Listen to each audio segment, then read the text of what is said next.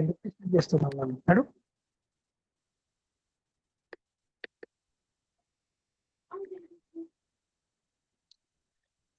So welcome once again to our sessions on biblical interpretation as we are exploring the hermeneutical triad of history, literature, and theology, where the context of scripture is history, the focus of scripture is literature, and the goal of scripture is theology. So మిమ్మల్ని ఈరోజు Bible పరమైన ఇస్తున్నాం.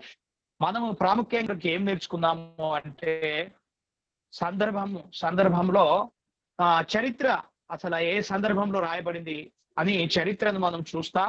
అదే మాదిరిగా దృష్టి వాక్యం యొక్క దృష్టిని అది ఏ విధంగా సాహిత్యపరంగా ఇలా వాక్యాన్ని రాశారని చూస్తాం. మూడవదిగా గురి, అందులో వేదాంత శాస్త్రం అంటే దేవుని గురించి ఏం చెప్పబడింది అనే విషయాన్ని 3 అంశాలతోనే ఈ యొక్క సబ్జెక్టు మరి మన యొక్క పుస్తకము మన యొక్క ఈరోజు బోధన అనేది కొనసాగుతా ఉంది. So we have covered so far a number of chapters. We are more than halfway through, and we've looked at things like the historical cultural background, the Old Testament and the New Testament canon, looking at historical narratives, poetry and wisdom, prophecy.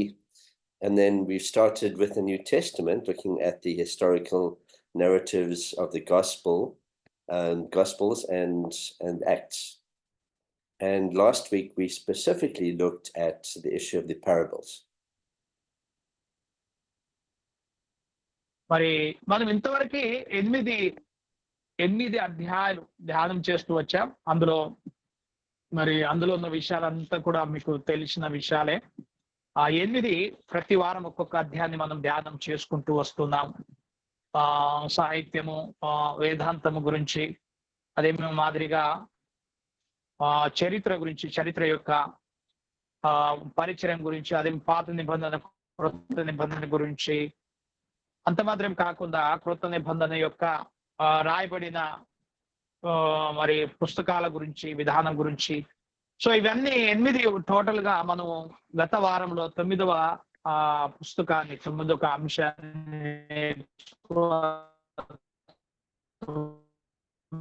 అంశము ఉపమానాలు.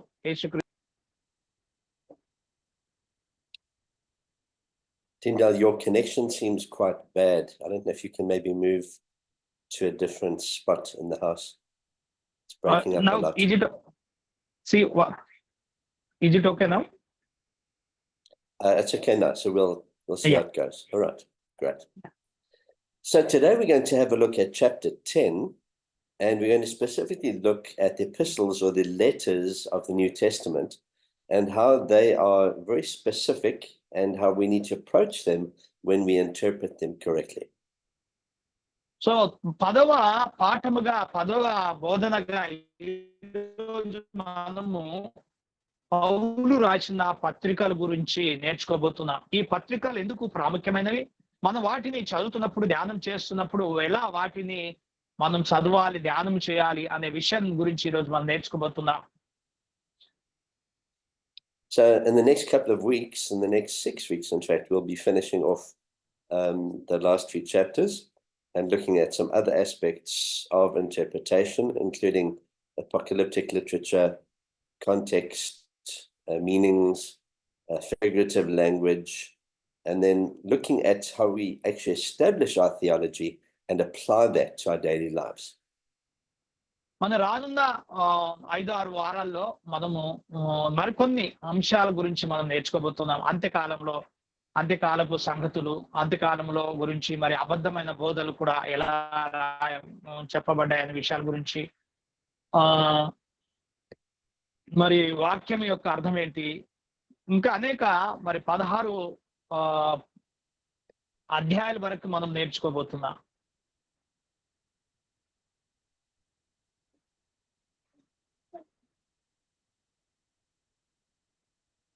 So just in terms of the outline, we are going to look at the New Testament epistles and ancient epistolography, the New Testament epistles and rhetorical criticism, the Pauline epistles, the general epistles, general hermeneutical issues, a sample exegesis of Romans 7 verses 14 to 25, and then guidelines to interpreting the epistles, and finally a review. So మనం ఈరోజు నేర్చుకోబోయే అంశాలు ఏంటి అంటే, మనం కృత నిబంధన గ్రంథం యొక్క అపోస్తలులు రాసిన పత్రికలు, అదే మాదిరిగా మరి పురాతనమైన ఈ పత్రికలకు సంబంధించిన విషయాలు, రెండవదిగా కృత నిబంధన గ్రంథం యొక్క పత్రికలు,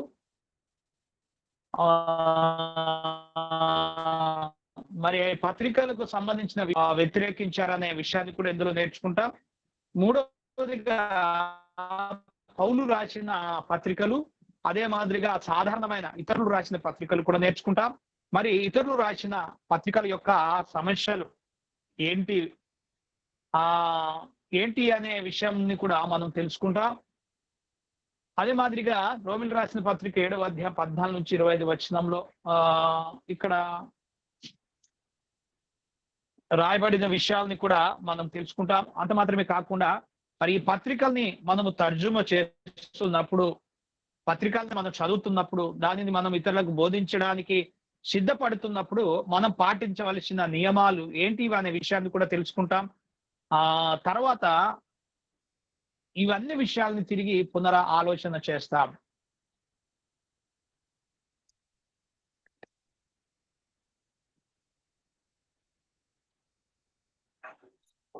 Now, when we look at the letters, especially of Paul, we see that they use a lot of the very common ways of addressing people in that time.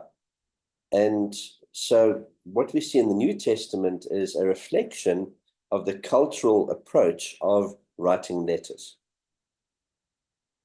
So పౌలు ఈ పత్రికలు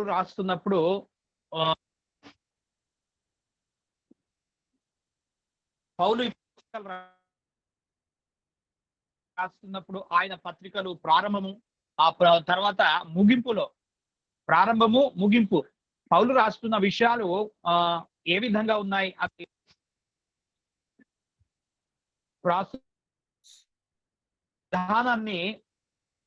విధానాన్ని మనం చూస్తాం.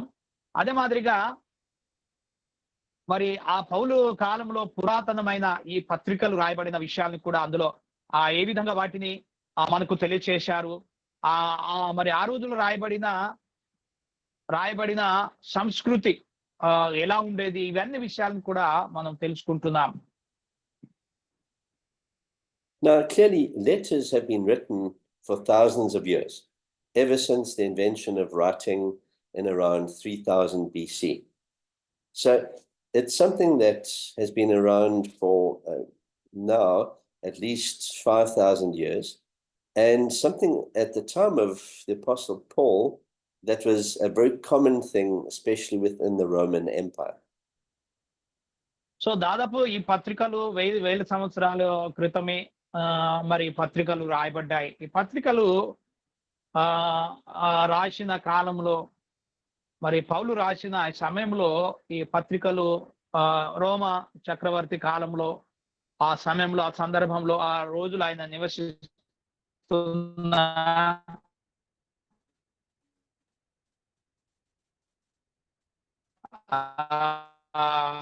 పరిపాలన చేస్తున్నాం. So these letters were written on pieces of papyrus paper or vellum, which is leather. And because these people lived around the Mediterranean, usually these letters were sent by sea or perhaps across land by horse or by carriage in a way that took a long time for it to get there. So it wasn't like today where we'll just send an email, but they would write a letter knowing that that person would only receive it probably much later. మరి ఆ రోజుల్లో ఈ రాయబడిన రాతలు మామూలుగా కొన్ని ఆకుల మీద లేకుంటే చుట్టాల మీద ఈ యొక్క మరి పౌలు ఈ పత్రికలు రాసినట్లుగా మనం చూస్తాం. అయితే ఈ పత్రికలు సరాసరిగా నేరుగా ఎవరికైతే ఆ పత్రిక రాస్తున్నాడో ఆ వ్యక్తి దగ్గరికి చేరడానికి వారు చాలా కష్టపడి ప్రయాణం చేసి నదులు దాటుకుంటా మరి ఆ వ్యక్తి దగ్గరికి, ఆ ప్రజల దగ్గరికి ఆ పత్రికను తీసుకొని వెళ్ళేవారు. ఈ రోజుల్లో అయితే మనం ఒక్క నిమిషంలో మెయిల్, ఒక్క సెకన్లో మెయిల్ పంపిస్తా ఉన్నాం. ఆ రోజుల్లో అంత సులభంగా ఉండేవి కావు. So in the first century, the ancient letters opened with an identification of the sender and the addressee, the person to whom it was written, a salutation or greeting, and then a prayer, usually containing a good wish of good health to that person. మరి ఈ పత్రికలు రాయబడిన విధానాన్ని మనం జాగ్రత్తగా గమనిస్తే మొదటిగా ఈ పత్రిక ఎవరికి రాస్తున్నాడో ఆ పత్రిక రాస్తున్న వ్యక్తి పేరుని రాసి అవి ఏ ప్రజల కోసం రాస్తున్నాడని అనే విషయాన్ని చూస్తూ మరి అక్కడ ఆ వ్యక్తికి శుభాలు తెలియచేస్తూ పత్రికను రాస్తున్నట్లుగా, అదే మాదిరిగా అది రాస్తూ ఒక శుభవచనాలు తెలియచేస్తూ పౌలు ఈ పత్రికలు రాస్తున్నట్లుగా పౌలు పత్రికలు చదివితే మనకు అర్థమవుతుంది.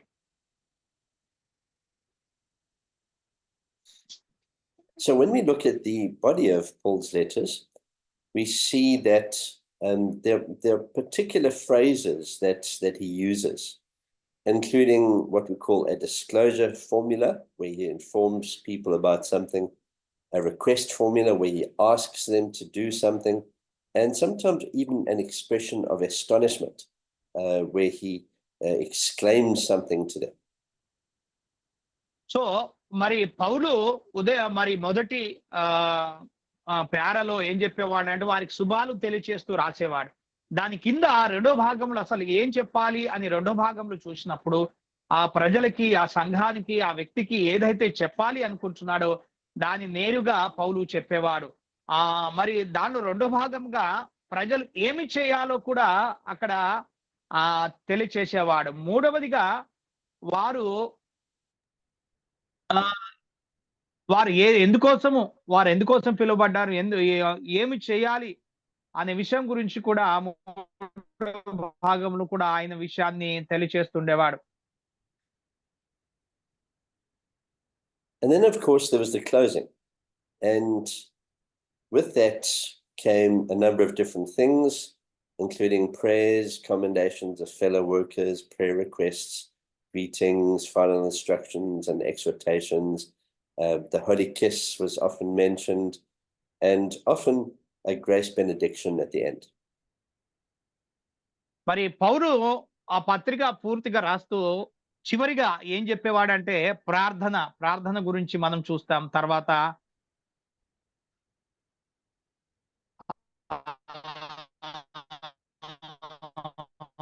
తన తోడ్చాన్ని అక్కడ పొందుపరిచే విషయాల్ని చివరి భాగంలో ఆయన తెలియచేసేవాడు. శుభాలు తెలియచేసేవాడు, సలహాలు, హెచ్చరికలు తెలియచేసేవాడు.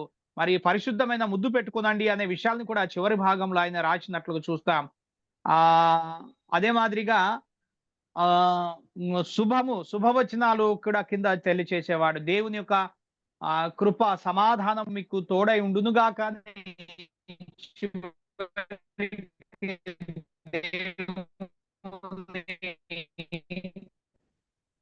పత్రిక చివరిలో ఆయన రాస్తున్నట్లు.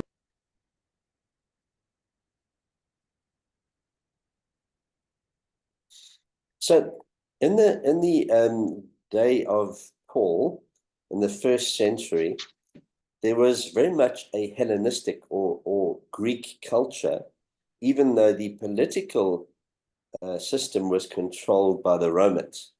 And so the language that was used was obviously Greek. And with that came concepts that were understood from a Greek background and often followed the way that the Greeks would write their letters. So పౌలు ఈ పత్రికలు రాస్తున్న సందర్భం, మొదటి శతాబ్దంలో పౌలు పత్రికలు రాస్తున్న సందర్భము ఆ పరిస్థితులు ఎలాంటివి అంటే రోమా చక్రవర్తి పరిపాలిస్తున్న కాలం అది. ఆ సమయంలో ఈ పత్రికలు గ్రీకులో రాయవలసి వచ్చేది. అంటే ఇప్పుడు గ్రీకులో పత్రిక రాస్తున్నప్పుడు గ్రీకు యొక్క సంస్కృతి సంబంధించిన విషయాలు వారికి చెప్పినప్పుడు అక్కడున్న ప్రజలకి అక్కడ అర్థం అవుతాయి. కాబట్టి ఆ సంస్కృతిలోనికి, ఆ గ్రీకు సంస్కృతిలోనికి అక్కడ జరుగుతున్న విషయాల్ని క్రోడీకరించి పౌలు పత్రికలు రాస్తున్నట్లుగా మనం గమనిస్తాం. So when we look at this time and the types of letters that were written, the ancient letter writers would refer to many different types of letters. And letters were seen as part of a broader dialogue.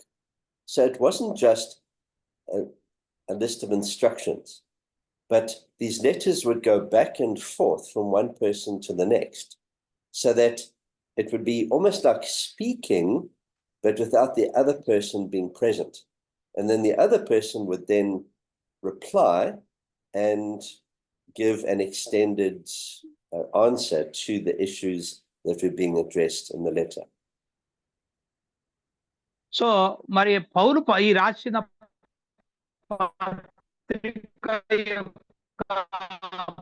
పత్రికల్ని రాస్తున్నప్పుడు ఇవి మరి ఈ పత్రికలు రాసి ఒక వ్యక్తి చేతికి తను రాసిన చుట్టాని అప్పగించినప్పుడు ఆ చుట్టాలో రాయబడిన విషయాల్ని ఏ వ్యక్తికి అయితే ఇస్తున్నాడో, ఏ వ్యక్తికి అందిస్తున్నాడో ఆ వ్యక్తికి చెప్పేవాడు.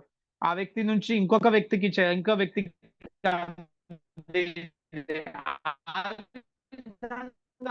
అది చేరేలో ఉన్న విషయాలు అసలు ఏం చెప్తా ఉన్నాడు పౌలు, ఏవి ఉద్దేశం గురించి, ఏ విషయాల్ని తెలియచేశాడు, ఏమి చేయమంటున్నాడు అనే విషయాన్ని కూడా వారు మాటల ద్వారా తెలియచేసేవాడు. Now, when we speak to each other, it's very rare that we will speak for a long time before we allow the other person to reply. But in a letter, because the letter was sent usually further away and the reply would only come much later, so more information was given in the letter, and then obviously the reply would do the same. So మనం ఒక వ్యక్తిని మనం ప్రేమిస్తున్నాము అంటే ఆ వ్యక్తితో మనం కొద్దిసేపు సంభాషణ చేసిన తర్వాత ఆ వ్యక్తి మనల్ని ప్రేమిస్తున్నాడని ఈ మాటల ద్వారా మనం అర్థం చేసుకోవచ్చు. కానీ అదే పౌలు రాసిన లెటర్లోనికి వచ్చినప్పుడు ఆ ఉత్తరాల్లో రాసిన విషయాలు పౌలు పూర్తిగా, ఎందుకంటే వారి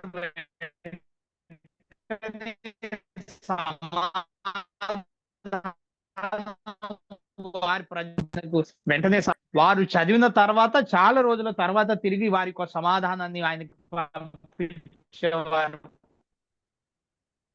We also need to remember that most of the letters were written to churches, and most of the letters were written to correct problems that were existing in the churches. So we actually need to be thankful that those problems were there, so that Paul and other apostles could correct them in a lengthy way, in a very systematic way. ఈ పత్రికలు సంఘానికి పౌలు ఎక్కువగా రాసినట్లుగా మనం గమనిస్తాం. అయితే ఈ పత్రిక సంఘానికి ఏ విషయంలో రాశాడో, ఎక్కువగా సంఘాలు ఏదైతే పొరపాట్లు జరుగుతా ఉన్నా, ఏదైతే సమస్యలు సంఘాలు వచ్చాయో వాటిని సరిచేయడానికి పౌలు ఒక్కడు మాత్రమే కాకుండా ఇతర అపొస్తలులు కూడా ఆయనతో కలిసి ఆ యొక్క సమస్యను ఈ పత్రికలు రాస్తూ పరిష్కరించేవారు. So when we read the epistles, we really see many of them are very long. If you look, for example, at Hebrews and Romans, they actually are within themselves almost a theological book and almost a systematic theology of the aspects that are being covered in those letters.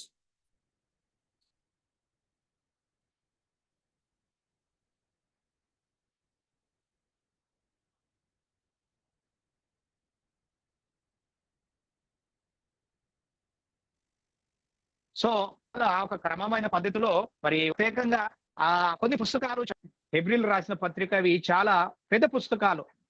So ఇందులో మనం చూస్తే వేదాంతము, వేదాంత శాస్త్రాన్ని దేవునికి సంబంధించిన అనేక విషయాల్ని ఈ పుస్తకంలో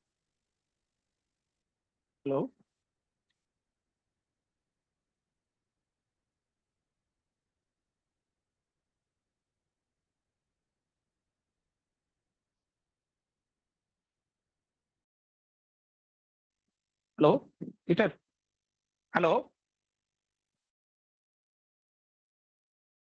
Hello, are you there? Yeah, yes. So problem is with my network. Okay.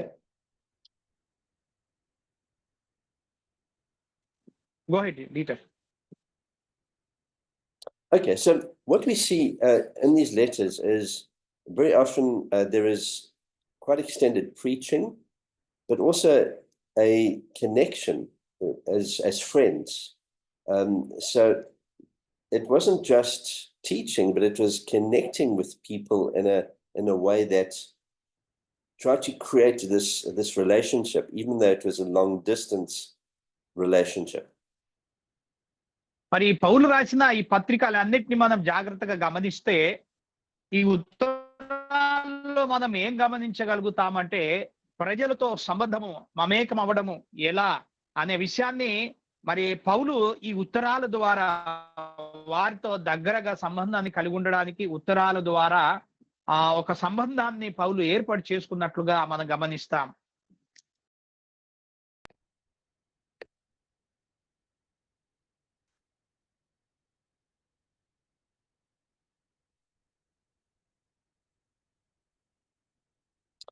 Now, Dieter, as we see these letters and how they are written, many of these letters, especially those that were sent by Paul, were not written by himself. They were actually written by people that he was dictating to. So very often Timothy, for example, or Luke would write the letters that Paul was dictating. And Paul specified very often when it was in his own hand that he was writing. మరి so పౌలు రాసిన పత్రికల్ని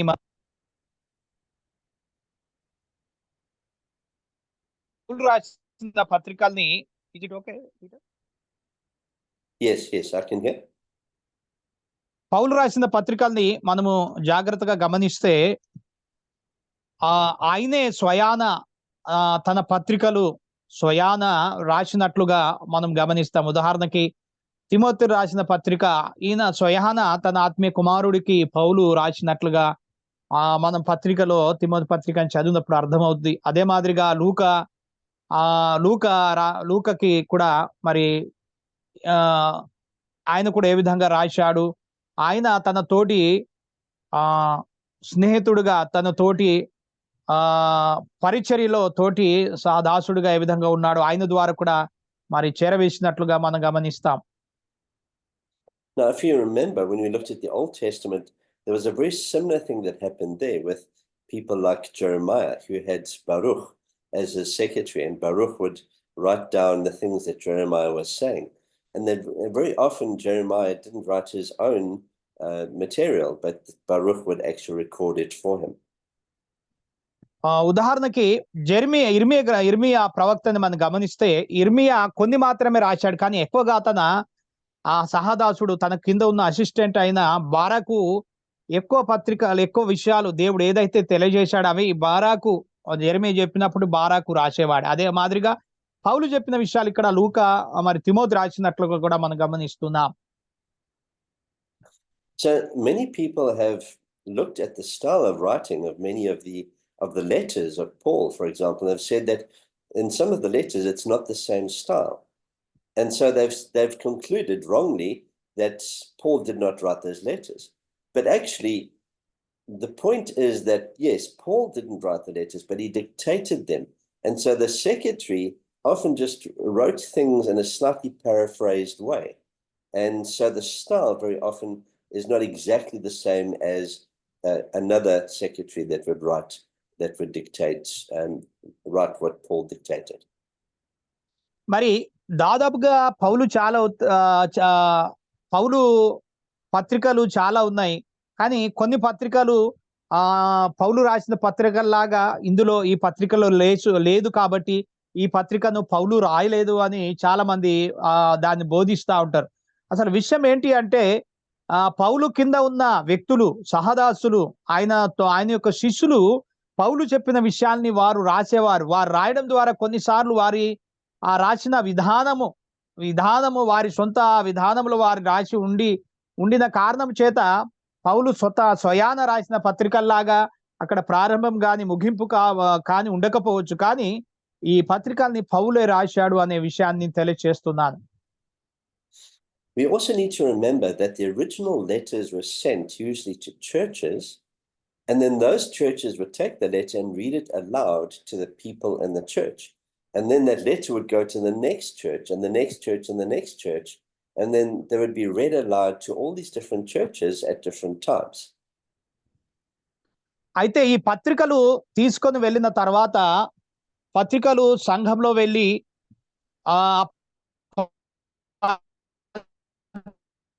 పత్రికను తీసి ఒక వ్యక్తి సంఘంలో వెళ్ళను, అదే మాదిరిగా ఒక సంఘంలో కాకుండా ఇంకొక సంఘంలో ఇంకొక సంఘంలో ఇంకొక సంఘంలో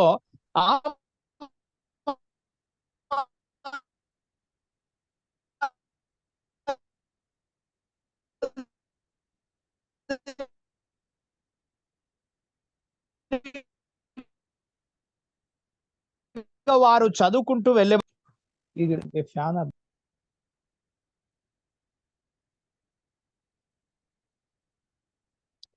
Now, often what happened is the person taking the letter, so the carrier of the letter would then wait for a reply from the church, and maybe that reply would take a few days.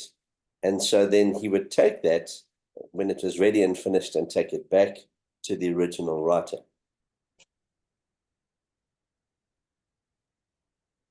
One minute later.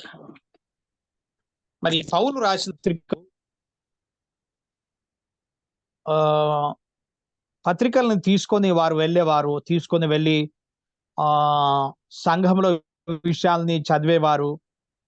చదివిన తర్వాత మరి ఆ పత్రికల్ని తిరిగి సమకూర్చుకొని ఆయన దగ్గరికి తీసుకొని వెళ్ళేవారు.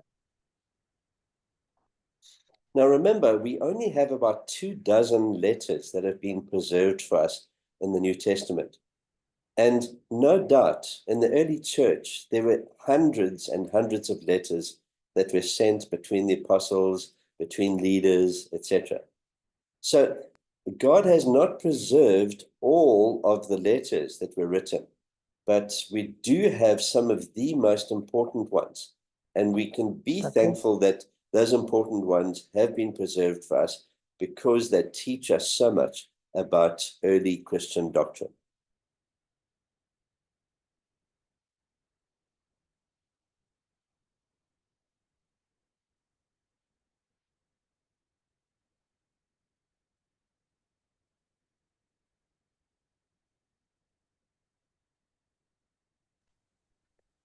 మరి పౌలు రాసిన పత్రికలు దాదాపుగా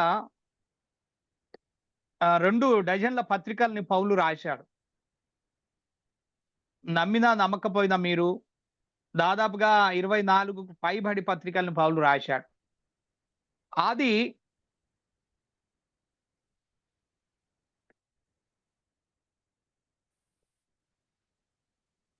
కాలంలో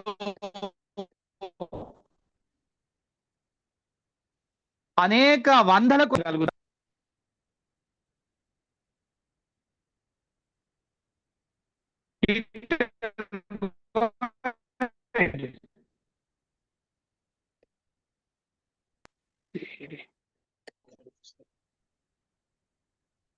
Dieter, go ahead. Okay. Yeah. So there were many of Paul's co-workers who would carry his letters, and they would read those letters to the people receiving the letters. They would also interpret many of the things and explain the things to the recipients, and they would be entrusted as apostolic emissaries to actually teach the churches through these letters. So ఈ పౌలు పత్రికలు రాయబడిన ఈ పత్రికల్ని తన యొక్క శిష్యులు తన కింద ఉన్న వ్యక్తులు తీసుకొని సంఘాలకు వెళ్ళేవారు. సంఘాలు తీసుకొని వెళ్ళి ఈ పత్రికలో రాయబడిన విషయాల్ని సంఘంలో ఆ పత్రికలో రాయబడిన విషయాన్ని తీసుకొని సంఘంలో బోధించేవారు. ఆ మాదిరిగా ప్రతి సంఘానికి పౌలు రాసిన పత్రికలను వారు బోధించినట్లుగా మనం గమనిస్తాం. So especially when we read of people like Timothy and Titus that had a really important role in supporting Paul, and that he sent them all over the Mediterranean to go and encourage and bear his letters and speak to the believers there. మరి ప్రత్యేకంగా తన శిష్యుల్లో Timothy, Titus, ఈ ఇద్దరు వ్యక్తులు, తీతు, ఇద్దరు వ్యక్తులు మరి ఆయనకు నమ్మకమైన వ్యక్తులుగా తాను రాసిన విషయాల్ని వారు మోసుకొని వెళ్ళి సంఘాల్లో వెళ్ళి బోధించి అందులో రాయబడిన విషయాలన్నీ కూడా సంఘానికి బోధించేవారు. అంత మాత్రమే కాకుండా పౌలుకి ప్రతి కష్టంలో సమస్యల్లో ఆయనకి జత పని వారుగా తోడుగా వీళ్ళిద్దరూ ఉండేవారు అనే విషయాన్ని మనము వాక్యములు చూడగలుగుతాం. So what we see in the last few decades in academic theology is that a sphere of criticism has developed called rhetorical criticism. And this deals with looking at how persuasion is being used in the way that the scriptures have been written.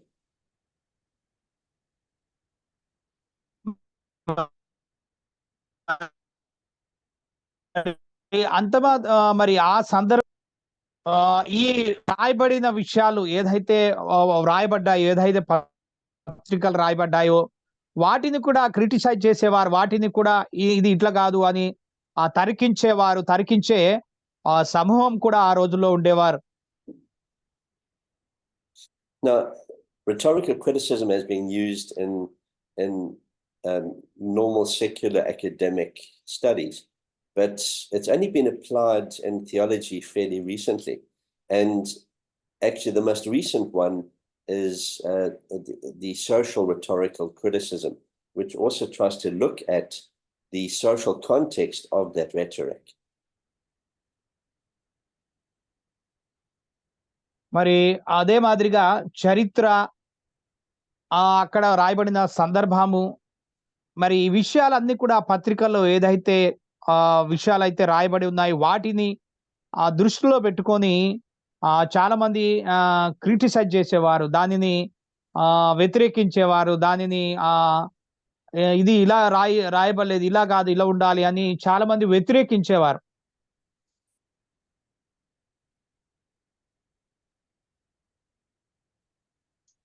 So what we see here in this rhetorical approach is a number of different aspects.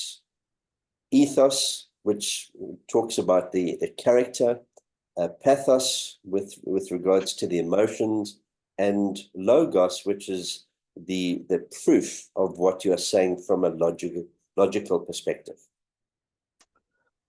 మరి అదే మాదిరిగా వీటిని మరి ఈ పత్రికల్ని రుజువు చేసే విధానంలో ప్రత్యేకంగా వేటిని చూసేవారంటే, ఎలా ఇప్పుడు రాయబడిన పత్రికను మనం ఒక విషయాన్ని రాసినప్పుడు దాన్ని రుజువు చేయాలంటే ఆ రోజుల్లో ఏమేమి చూశారంటే, రాయబడిన విషయాలు, మాటలు ఎలా రాశాడు, తన యొక్క ప్రవర్తన ఎలా ఉండేది, వ్యక్తి యొక్క ప్రవర్తన చూసేవారు. అదే మాదిరిగా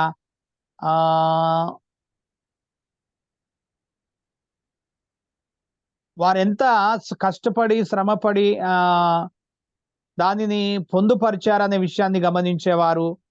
అంత మాత్రమే కాకుండా దేవుని యొక్క వాక్యం గురించిన విషయాల్ని కూడా వారు తరికించి రుజువుపరిచేవారు.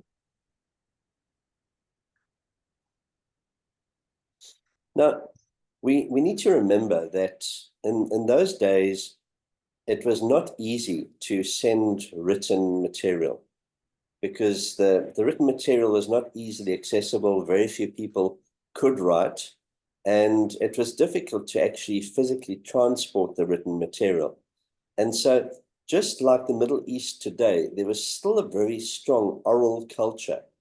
And so everything that was written was also very often written in such a way that it reflected the way of speaking. So మరి ఆ రోజుల్లో ఈ రాయబడిన విషయాలు ఏమైతే రాయబడి పౌలు రాశాడో వాటిని ఇతర వ్యక్తులకి ప్రజలకి చేర్చడము చాలా కష్టంగా ఉండేది. కష్టంగా మారేది. కాబట్టి వారు కొన్నిసార్లు ఏదైతే విషయాలు రాశాడో వాటిని నోటి ద్వారా ఆ విషయాలను వారు చదివి అక్కడికి వెళ్ళి నోటి ద్వారా పలికేవారు. నోటితో చెప్పేవారు. ఇదిగో పౌలు ఇలా చెప్పాడు అని నోటితో వారు చెప్పేవారు.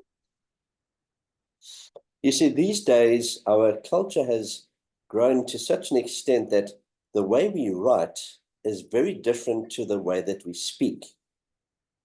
But in their day, it was not. So when we read the New Testament letters, we almost need to read them aloud so that we can hear what is being said and how it is being said. మరి ఇప్పుడు మనం చెప్పిన దాన్ని మనం పాటించిన దాన్ని కొన్నిసార్లు మాటలు మరి ఆ రోజులు కూడా అదే మాదిరిగా వారు ఏదైతే ఏ సంస్కృతిని అయితే కలిగి ఉన్నారో నోటి ద్వారా మాత్రమే పలికే.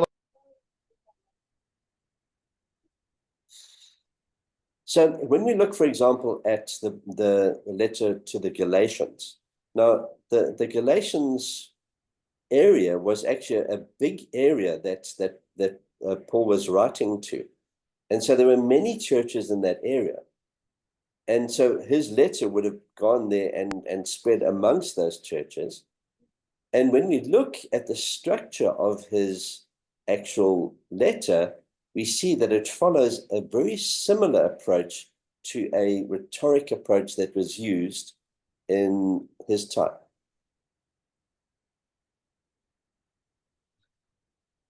సో ఉదాహరణకి గలతీ రాసిన పత్రికను మనం గమనిస్తాం. గలతీలకు రాసిన పత్రికలో ఏదైతే చరిత్ర సంబంధమైన విషయాలు అప్పుడు ఆ కాలంలో చెప్పబడ్డాయో వాటిని మరి పౌలు గలతీ సంఘానికి అక్కడ రాయబడిన విషయాల్ని గలతీ సంఘానికి తెలియచేసేవాడు. అక్కడ నుంచి ఆ గలతీ పట్టణం చుట్టూ ఉన్న అనేక సంఘాలకు కూడా ఈ విషయాల్ని వారు పంచుకునేవారు.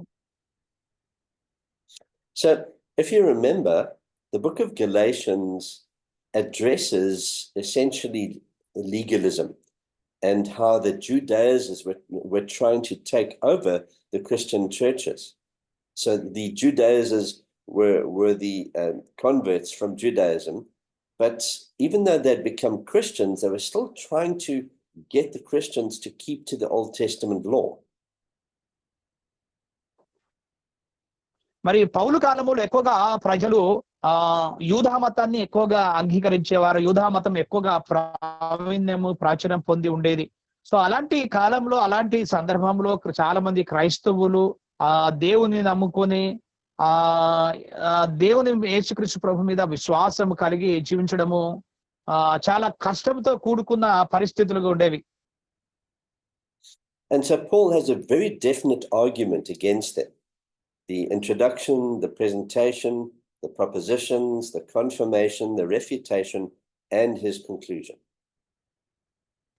మరి పౌలు మరి ఈ విషయాలలో వారు ఎక్కువగా ధర్మశాస్త్రాన్ని యూదులు ధర్మశాస్త్రాన్ని అనుసరించేవారు కాబట్టి మరి పౌలు ఈ గలతీ పత్రికని చూస్తే పౌలు వారికి తెలియచేసే విషయాన్ని అదే మాదిరిగా వారు ఏదైతే విషయాన్ని కలిగి ఉండాలా విషయాన్ని చెప్పేవాడు అదే మాదిరిగా వారికి ఏదైతే తెలియచేయాలో ఆ విషయాన్ని తెలియచేసేవాడు. 2వ అధ్యాయము 3వ అధ్యాయంలో అసలు కన్ఫర్మ్ గా అసలు దేనిని మీరు కలిగి ఉండాలనే విషయాన్ని చెప్పేవాడు. 5వ అధ్యాయంలో హెచ్చరికలు ఇచ్చినట్లుగా 6వ అధ్యాయంలో చివరి మాటలుగా ఆయన తెలియచేసిన విషయాల్ని మన గలతీ పత్రికలు చూస్తాం.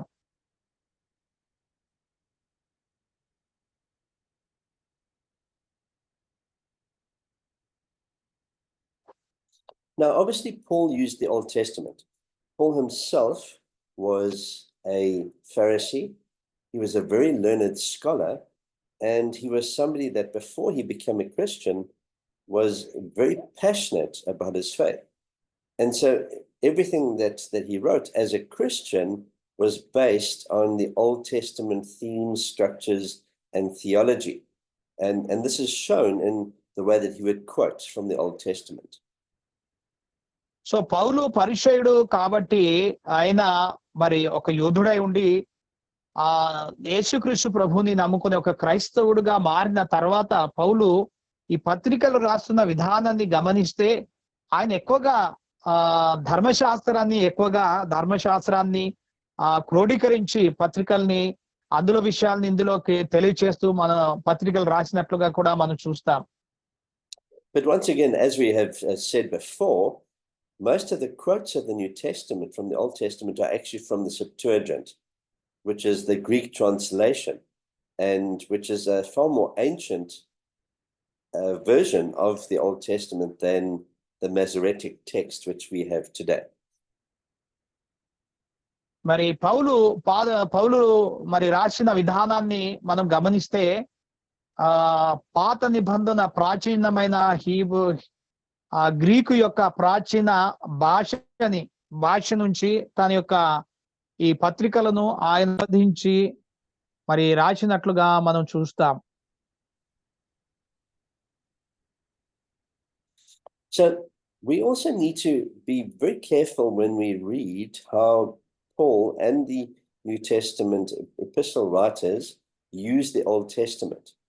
And we need to look at what texts are being cited, what text type it is, looking at the wider tradition around that text, how it was understood in the Old Testament context, and then look at how the functions of other citations affected that, and then what contribution that actually made to the New Testament passage. మరి పౌలు మాత్రమే కాకుండా ఇతర అపోస్తులు రాసిన ఈ పత్రికల్ని మనం గమనిస్తే వారు ఏ విధంగా పాత నిబంధన గ్రంథాన్ని క్రోడీకరించి అందులో ఉన్న వివరణను ఇందులోనికి క్రొత్త నిబంధనలోనికి తీసుకుని వచ్చి ఆ వాక్యాన్ని పాత నిబంధన గ్రంథంలో రాయబడిన వాక్యానికి ఈ క్రొత్త నిబంధనలో జోడించి క్రోడీకరించి ఏ విధంగా వారు సలహాలు ఇచ్చుకుంటూ వెళ్ళారు, ఏ విధంగా వాటిని తెలియచేస్తూ వెళ్ళారు, మరి ఏ విధంగా వాటిని మనకు అర్థమయ్యే విధానంలో ఏ విధంగా మనకు తెలియచేశారు, అందులో విషయాల్ని ఇందులోనికి చాలా విషయాల్ని వారు సమకూర్చి క్రొత్త నిబంధనలో మరి రాసినట్లుగా మనం చూడగలుగుతాం.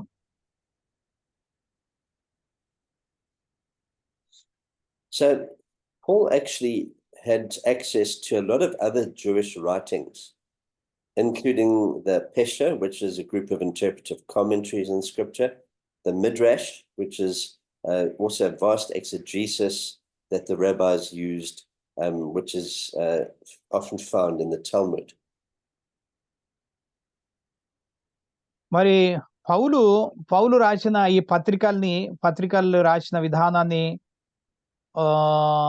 మనము గమనించినప్పుడు పేషర్ అనే ఒక సమూహము దానిని ఈ పౌలు రాసిన విషయాల్ని వారు చాలా క్షుణ్ణంగా తరికించి క్షుణ్ణంగా చూసి దానిని వాక్యాలుగా రాసేవారు అని, తర్వాత మిడ్రాస్ అనే వ్యక్తులు వాటిని బైబిల్ పరంగా వాటిని చాలా చక్కగా వారు తర్జుమా చేసి వారు రాసినట్లుగా మనం చూడగలుగుతాం. We also see very often the use of things like hymns. There are actually music that are inserted by Paul and other writers into the New Testament. And often these were Old Testament hymns or hymns that were being constructed by Christians based on Old Testament patterns.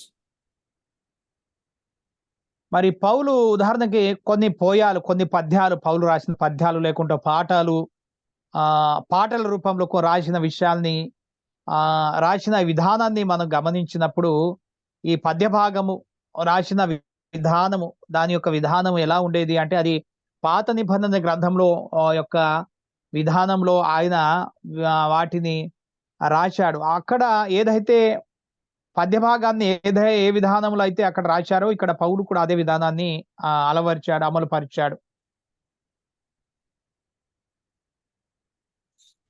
We also see a lot of usage of what we call the domestic codes, where the relationships between husbands and wife, parents and children, masters and slaves were used to teach people spiritual truths. ఇంకా పౌలు రాసిన విధానంలో ప్రత్యేకంగా మరి గృహానికి సంబంధించిన విషయాలు, ఉదాహరణకి భార్య భర్తల మధ్య ఉన్న సంబంధము, యజమాని దాసుడికి మధ్య ఉన్న సంబంధము, లేకుంటే తల్లిదండ్రులకు పిల్లలకు మధ్య ఉన్న సంబంధము, ఈ సంబంధము ఎలా ఉండాలి అనే విషయాన్ని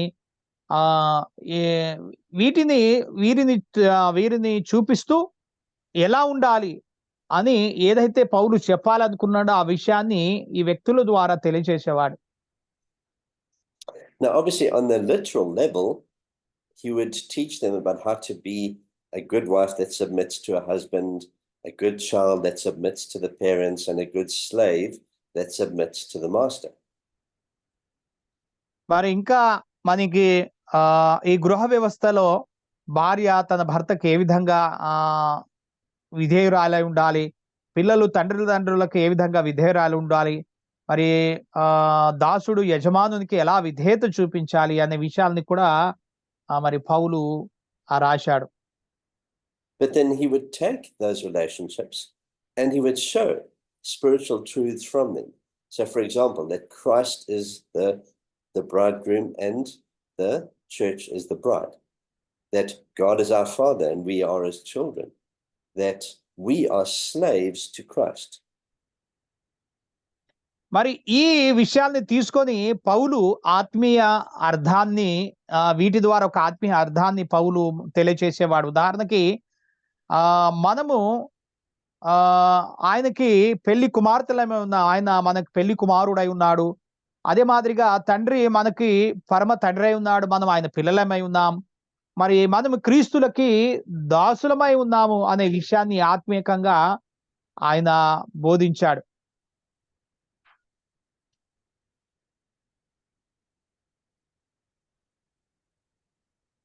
We also see very often there are lists of vices and virtues, so things that are good for the Christians to do and things that are not good. So he would say, this is what Christians must do and this is what Christians must not do. ఇంకా పౌలు ఇంకా తన పత్రికలు ఏం తెలియచేశాడంటే ఏవి చేయాలి ఏవి చేయకూడదు, ఇవి చేయాలి ఇవి చేయకూడదు అనే విషయాన్ని ప్రత్యేకంగా పౌలు పత్రికల్లో తెలియజేశాడు.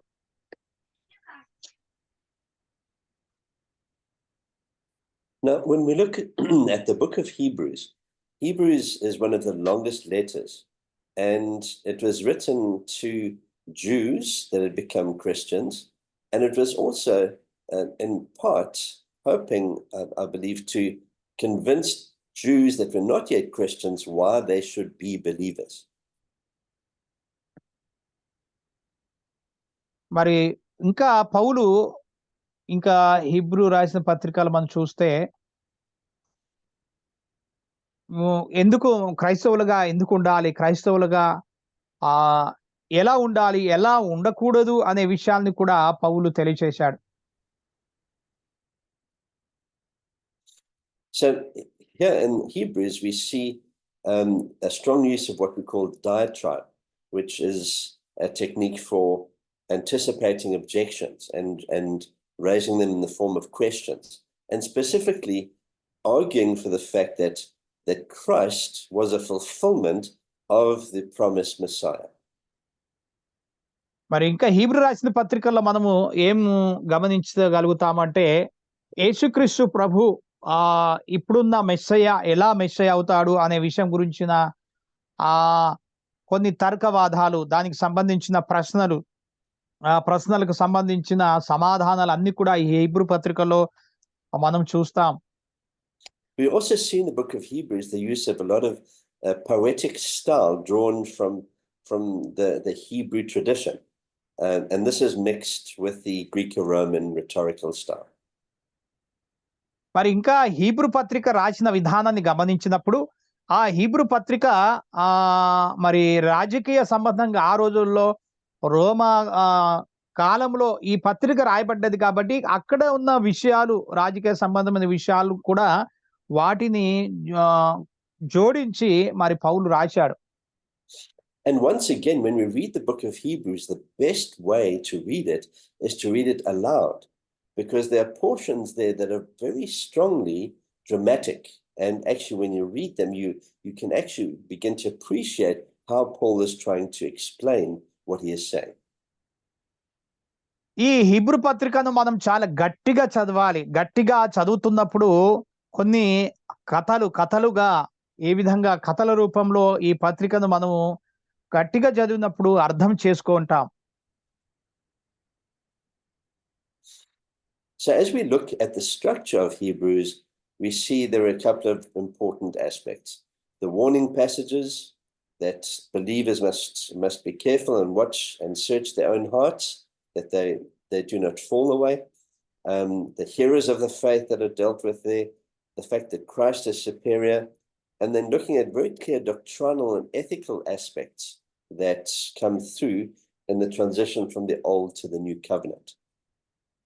మరి ఇంకా హీబ్రూ పత్రిక యొక్క పౌలు రాసిన నిర్మాణం, హీబ్రూ పత్రికను ఏ విధంగా నిర్మించాడు, అసలు ఏమేమి చెప్పాడు అనే విషయాల్ని ఈ పత్రికలు మొత్తాన్ని హీబ్రూ పత్రికను చదివినప్పుడు అక్కడ అర్థమవుతుంది. ఆయన హెచ్చరించిన విధానము, అదే మాదిరిగా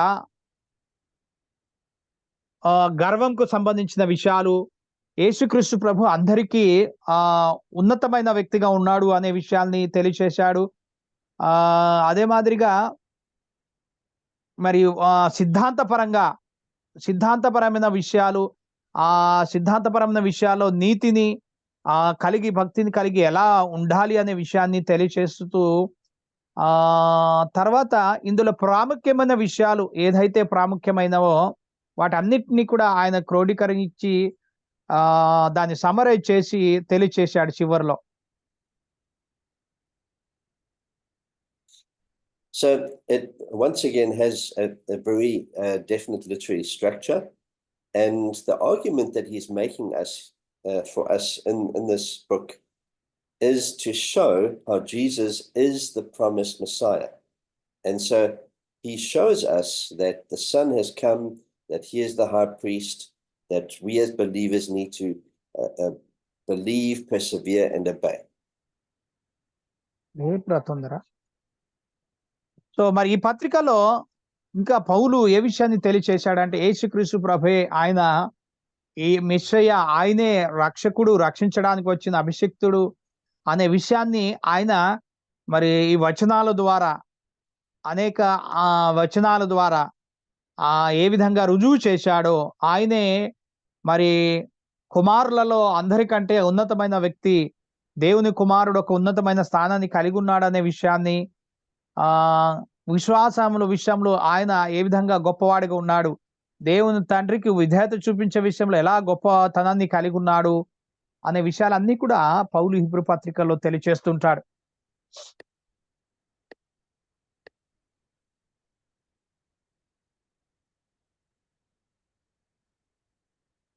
And then there is a very clear conclusion there, and you can see the connection that he has with these believers because he himself is of Jewish background, and so there's this very special way of connecting with them in the letter at the end. మరి ఇప్పుడు ఈ ఉత్తరము ప్రజలకి connect కావడానికి, ప్రజలకి చేరడానికి చరిత్ర, ఆయన ఒక చరిత్రగా ఉన్నాడు పౌలు.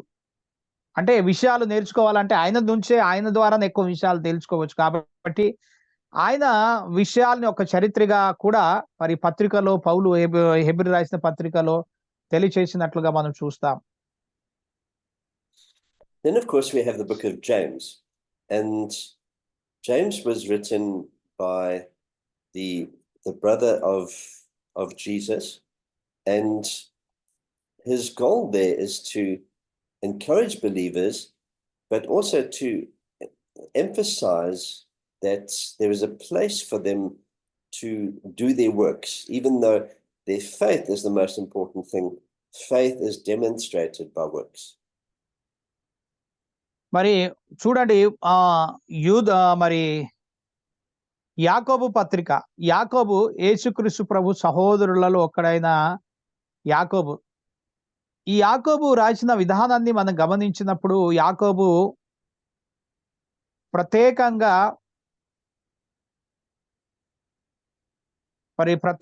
యాకోబు ఏ విధంగా మనం శ్రమలో సంతోషాన్ని ఎలా కలిగి ఉండాలి అనే విషయాన్ని తెలియచేస్తూ ఈ పత్రికను ప్రారంభిస్తాడు. అందులో ఈ శ్రమల్లో మనం వెళ్తున్నప్పుడు మన విశ్వాసాన్ని కలిగి ఉండాలి. విశ్వాసంతో పాటు విశ్వాసం ఉంటేనే సరిపోదు, విశ్వాసంతో పాటు క్రియ కూడా ఉండాలి అనే విషయాన్ని పత్రికల్లో యాకోబు తెలియచేస్తాడు. Now, James was the half brother of Jesus, and so a lot of what he writes is based on what we read in the Gospels in terms of what Jesus actually said, and this is reinforcing what we have read in the Gospels. మరి ఈ యాకోబు సువార్తల్లో యేసుక్రీస్తు ప్రభు ఏ విషయాలనైతే తెలియచేశాడో ఆ విషయాల్ని మరి యాకోబు యేసుక్రీస్తు ప్రభు సహోదరులలో ఒకరు మరి యేసుక్రీస్తు ప్రభు తర్వాత మరియా మరి యోసేపు పెళ్లి చేసుకున్న తర్వాత పుట్టిన సహోదరుడు ఈయన. సో యేసు ప్రభు చెప్పిన విషయాలు, సువార్తలు చెప్పిన విషయాలు అన్ని కూడా ఈ పత్రికల్లో ఆయన కొన్నిటిని పొందుపరిచి మనకు తెలియచేసినట్లుగా మనము అర్థం చేసుకుంటాం. So I'm going to skip through a couple of the other letters just because of our limited time. But when we look at the letters of the New Testament, these letters were written for very specific occasions and very specific reasons, and very focused on certain situations. And so the issues that were being addressed were very contextual for their time. So చాలా పత్రికలు పౌలు రాశాడు, కానీ అన్ని పత్రికలు రాసిన సందర్భాలు వేరు, అందులో చెప్పబడిన విషయాలు వేరు. మరి అందులో చెప్పబడిన విషయాలు అక్కడ జరిగిన సందర్భాలు అక్కడ ఆ కాలంలో జరిగిన పరిస్థితులకు అనుగుణంగా మరి కొన్ని పత్రికల్లో వారి యొక్క సంస్కృతి, వారి యొక్క పరిస్థితుల్లో జరిగిన విషయాలను కూడా పత్రికల్లో పౌలు పొందుపరిచినట్లుగా చూస్తాం. But we also, as preachers and teachers, need to draw a clear biblical and systematic theology for us today, and be able to look at what are the primary issues of the text and what are the secondary issues. మరి దేవుని సేవకులంగా, బోధకులంగా నిజంగా మరి ఈ పత్రికల్లో లేకుంటే మనం చదవబడిన లేఖన భాగంలో అసలు ఏ విషయం రాయబడ్డది, సందర్భం ఏంటి అక్కడ అనే విషయాల్ని చదివి దానిని తీసి అసలు ఏం చెప్తున్నాడు అనే విషయం తీసి మనం ప్రజలకు బోధించాలి.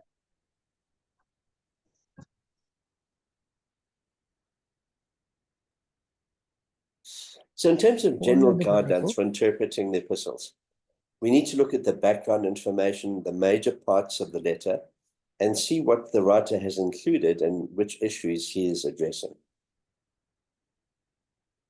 మరి ఈ పత్రికను మనము తర్జుమా చేస్తున్నప్పుడు లేకుంటే దీనిని మనము చదివి ఇతరులకు బోధించడానికి సిద్ధపడుతున్న సందర్భంలో అసలు ప్రాముఖ్యంగా ఒక వాక్య భాగం తీసుకున్నప్పుడు ప్రాముఖ్యంగా ఇక్కడ చరిత్ర ఏం చెప్పబడ్డది, ప్రాముఖ్యమైన విషయాలు ఏం చెప్పబడ్డాయి, ఇంకా చివరిలో అసలు ఏ విషయాన్ని ఆయన తెలియచేస్తున్నాడు అనే విషయాలు అన్నిటిని కూడా మనము దాన్ని చదివి అర్థం చేసుకొని మనం చెప్పాలి. Then we need to look at the grammatical, semantic, and rhetorical elements. Consider the letter as a whole and draw from the letter the things that are relevant to us even to this day. మరి ఆ పత్రికను ఒక పత్రికను మనం ధ్యానం చేస్తున్నప్పుడు చదివి దాన్ని చెప్పడానికి సిద్ధపడుతున్న సందర్భంలో అక్కడ రాయబడిన విషయం ఏంటిది? రాయబడిన విషయాన్ని అర్థం చేసుకొని, ఆ రాయబడిన విషయంలో మనం నేర్చుకోబోయే అంశం ఏంటి? దానికి ఆ యొక్క విషయం మనకి ఈ రోజుల్లో మనకి ఏ విధంగా ఉపయోగకరంగా ఉంది అనే విషయాన్ని మనము చదివి అర్థం చేసుకున్నప్పుడు అది మనకెంతో ఉపయోగకరంగా ఉంటుంది. And so what we've looked at here is the New Testament epistles and ancient epistolography, the New Testament epistles and rhetorical criticism, the Pauline epistles, the general epistles, general hermeneutical issues, and guidelines to interpreting the epistles. మరి మనం ఇంతవరకు మన ముగింపులోనికి వచ్చాం. So ముగించబోతున్నాం ఒక్క నిమిషంలో. So ఇంతవరకు మనం ఏం చూస్తూ వచ్చామంటే క్రొత్త నిబంధన గ్రంథం యొక్క ఈ పత్రికలు, మరి ఆ పాత కాలంలో అదే సమయంలో ఇంకా రాయబడిన అనేక పాత పత్రికలు కూడా వాటిని కూడా చూస్తూ వచ్చాం. మరి ఆ పత్రికల యొక్క పౌలు రాసిన పత్రికల యొక్క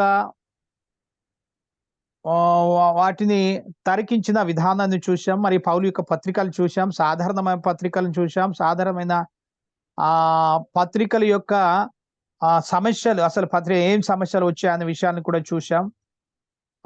అదే మాదిరిగా ఉదాహరణకి మన రోమీయులకు రాసిన పత్రిక 7వ అధ్యాయంలో అసలు ఏం అక్కడ సమస్య ఎలా రాశాడనే ఉదాహరణకు మనం చూసాం.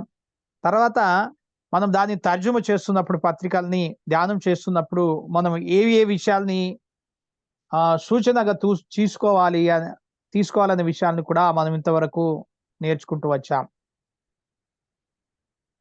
Amen. ఆమేన్.